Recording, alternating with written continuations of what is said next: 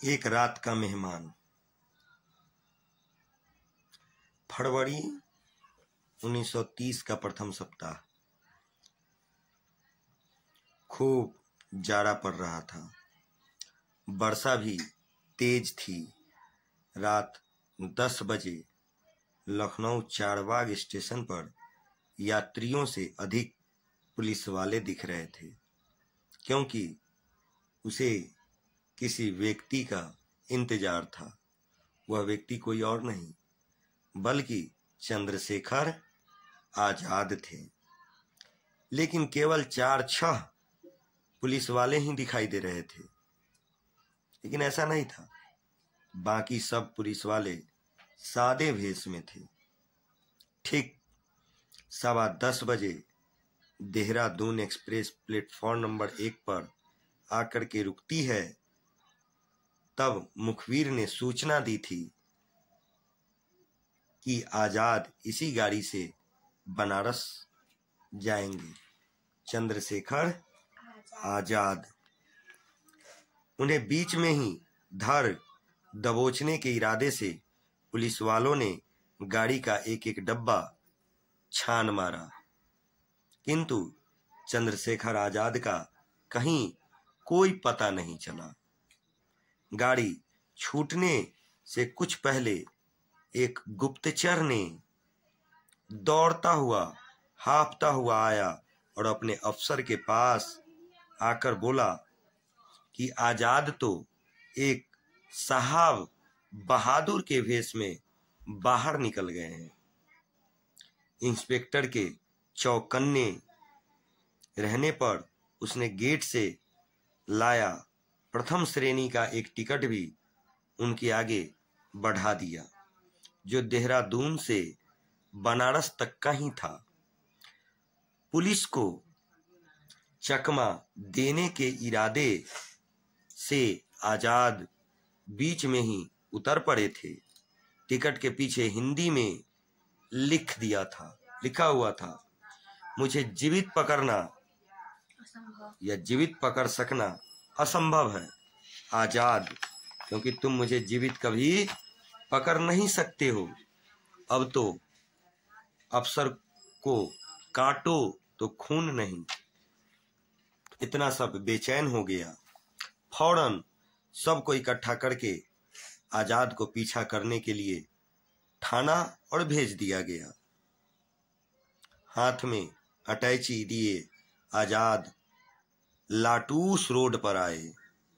तभी उन्हें पीछे मुड़कर देखा, पुलिस के कुछ जवान दौड़ते हुए उसी ओर आ रहे हैं। बांस मंडी चौराहे से वे तुरंत लाल कुएं की ओर मुड़े और चलने की रफ्तार को और तेज कर दी।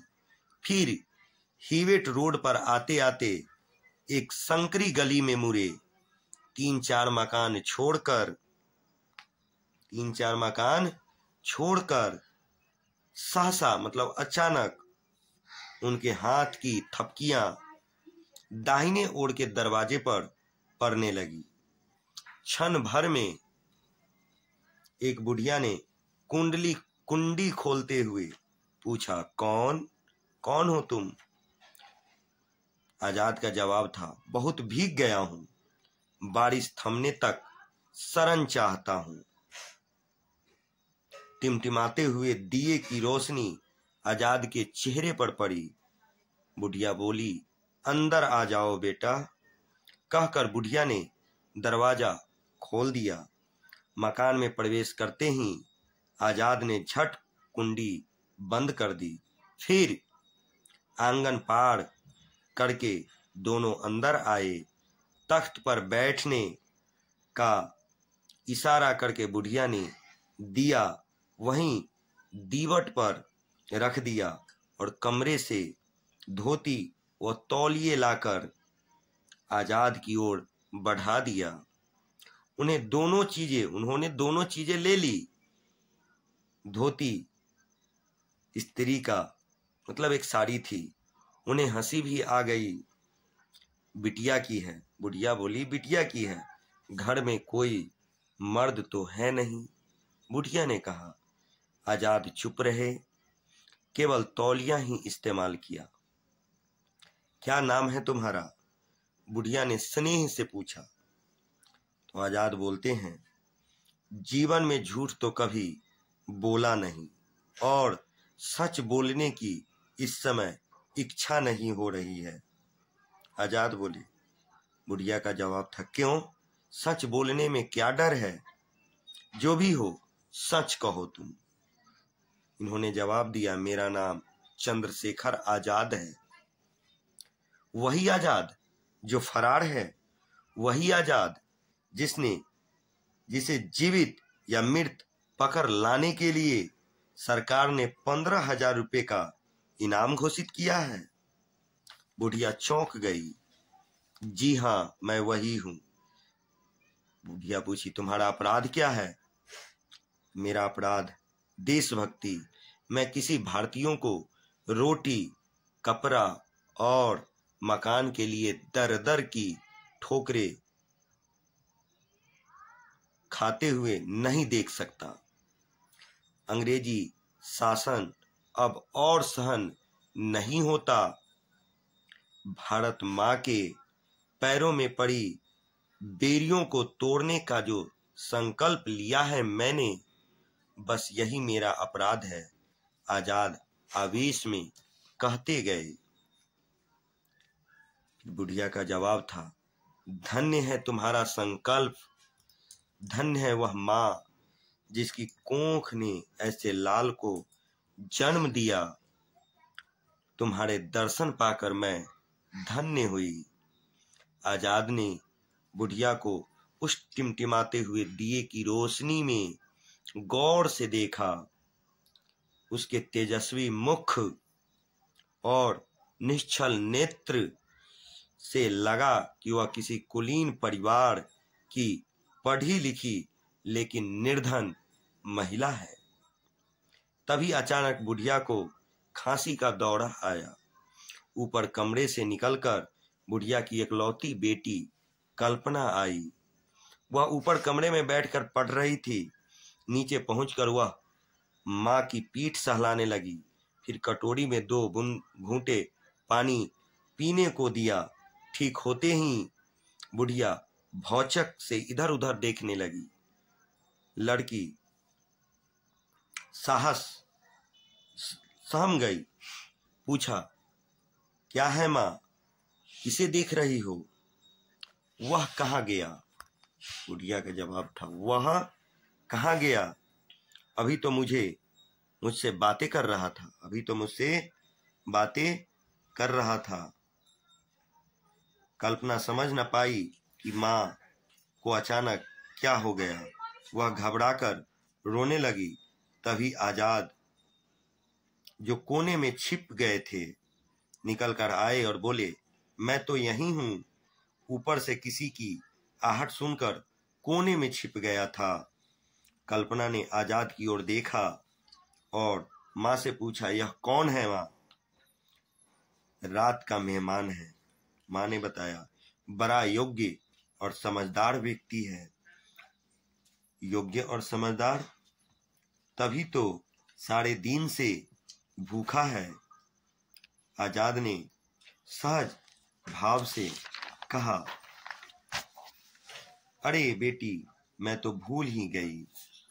इन्हें कुछ खिलाओ पिलाओ। बुढ़िया ने कहा। एक साफ सुथरी कांसे की थाली में पराठे और दही चीनी लेकर कल्पना आई। हाथ धोकर आजाद खाने बैठे तो एक एक पराठे को 2-2 कौड़ बनाकर खाने लगे। कल्पना को हंसी भी आ गई। भूख में ऐसा ही होता है, आजाद ने कहा। कभी भूखी रही हो? आजाद ने पूछा। कल्पना का जवाब था, हाँ, भूखे रहना कोई नई बात नहीं है। हम आधे पेट तो अक्सर ही रहते हैं। फिर भी रात 12-12 बजे तक पढ़ना, परीक्षा निकट है। किस कक्षा में पढ़ती हो? आजाद ने पूछा। एमए द्वितीय वर्ष में पढ़ती हूँ। विषय क्या है तुम्हारा? तो संस्कृत है, कल्पना का जवाब था। शाबाश, संस्कृत पढ़ती हो तभी तो आधे पेट रहती हो। आजाद ने कहा। खाना खाने के बाद आजाद ने 2 लोटा ठंडा जल पिया। कल्पना ऊपर पढ़ने चली गई। बुढ़िया ने बताया कि कल्पना 20 रुपए मासिक की एक ट्यूशन करती है, उसी में किसी प्रकार गुजर बसर हो जाता है। उसकी शादी भी करनी है, लड़का तो है नजर में, लेकिन पैसे की समस्या मुंह बाए सामने खड़ी है।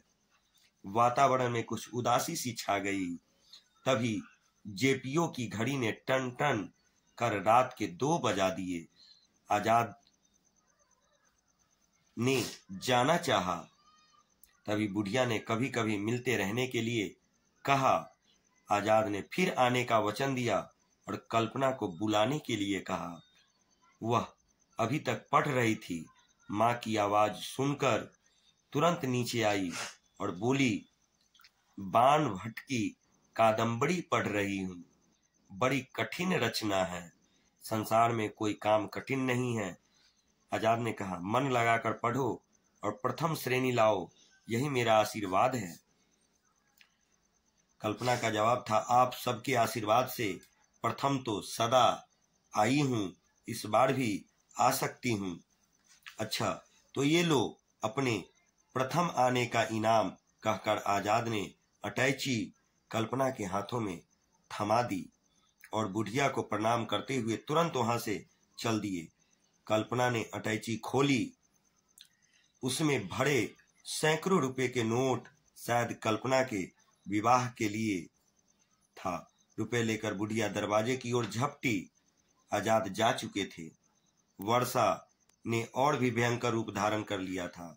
अंधकार में ताकती वृद्धा न जाने क्या सोचती रही और वह आजाद आंख से ओझल होता चला गया।